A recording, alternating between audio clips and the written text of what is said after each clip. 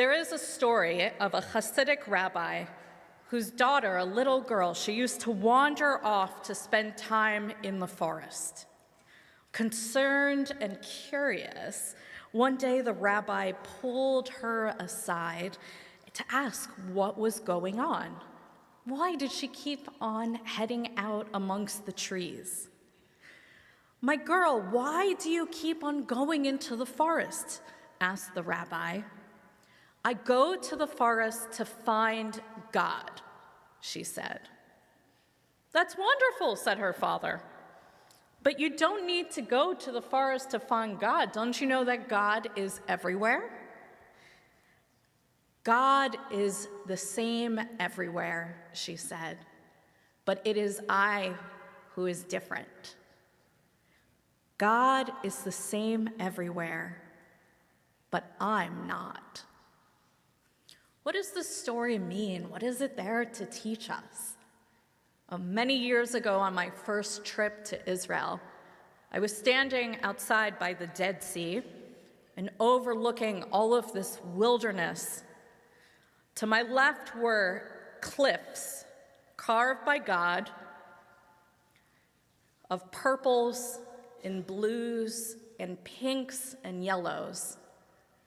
The sand and the rocks glowing with all of these colors in the middle of this wilderness where really there is nothing. And I thought to myself, 20-ish years old, wow, surely this is the paintbrush of God. Surely God has been here. I had all around me, even in a place like the Dead Sea that is desolate, I felt God's creative power and God's potential. We are roughly the same, but sometimes going out into nature opens us up to a new way of experiencing God. It is strange, too, that for a religion that is really founded on finding God outside in nature, we as a community, we so rarely pray outdoors. The majority of our prayer time is spent inside in beautiful man-made spaces such as this. They are beautiful and formal, but notice we're closed off from the outside world. Where are the trees? Where's the sky? Where is this world that God has created? Our tradition invites us to seek God out both in these inside spaces and also outside. Look, we learn from our Torah, where is it that people have found God? From the very beginning, from Adam and Chava, where did they speak to God? Outside, in the garden. Where is it that Moshe first encounters God? At the burning bush, while he's herding his sheep. Where is it that B'nai Yisrael, that all of our soulful ancestors, where is it that they heard God's voice and experienced revelation at the Ten Commandments? Outside, on Mount Sinai, amongst nature. Oh, our Torah ancestors have classically encountered God in nature. And our parsha, our Torah portion this week, invites us to head out to the outdoors and to commune with God. And if that sounds too touchy-feely or too hippy-dippy, I promise, it is right in the Torah. Before we take a look at it, though, we have to think about who is it that is Isaac? Who is Isaac in our Torah portion?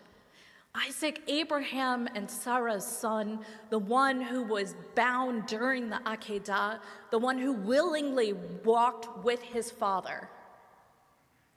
When our sages of old look at Isaac, they see him as representing the idea of gvura.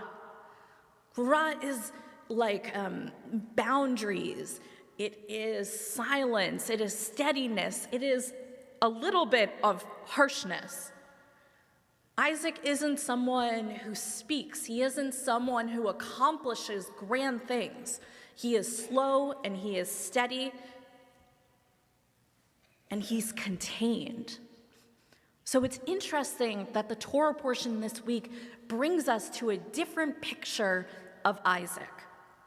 We read in Bereshit 24, verse 63, Vayetze Yitzchak lasuach basadeh lifnot arev.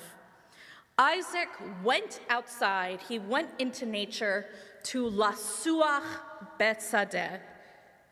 Lasuach in the field, close to evening, close to sunset. There's a rabbinic discussion about what does this word latsuach mean? How can we translate it? And if you've studied with me before, you know this is an oft-used rabbinic strategy to add new layers of meaning to Torah, because most Hebrew words mean more than one thing. Our translation, the Eitz Chaim, chooses to translate latsuach as to walk. Oh, Isaac went out to walk in the field close to evening, close to sunset. But the rabbis of the Talmud, they choose a different interpretation. In Masechet Brachot 26a, the rabbis there interpret the word latsuach in 3 new ways. They say that this word can mean to talk, to meditate, and to pray. Talk, meditate, and pray. With that new translation, what was it that Isaac was doing outside, in the field, in nature? Let's go back to the pasuk. Vayetze Yitzchak latsuach batzadeh lifnot arev.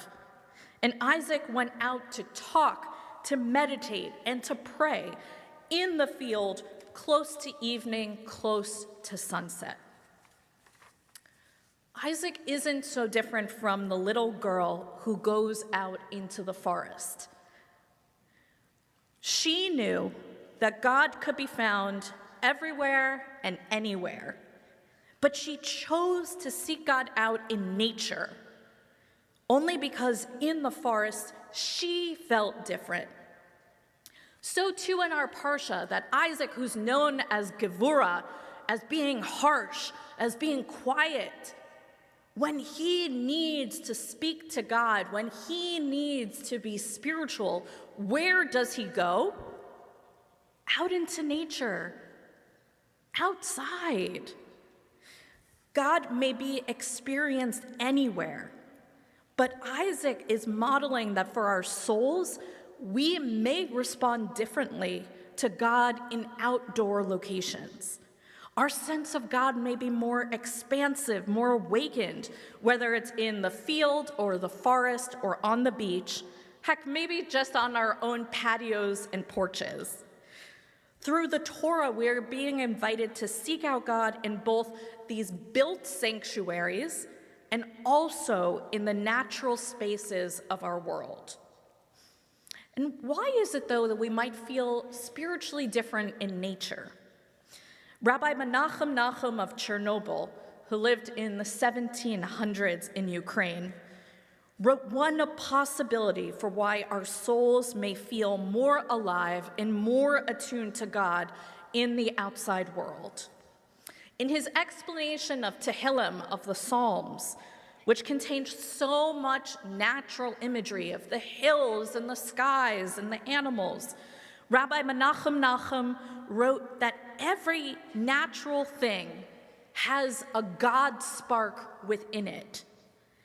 In nature, every single thing holds the glory and awe of our Creator.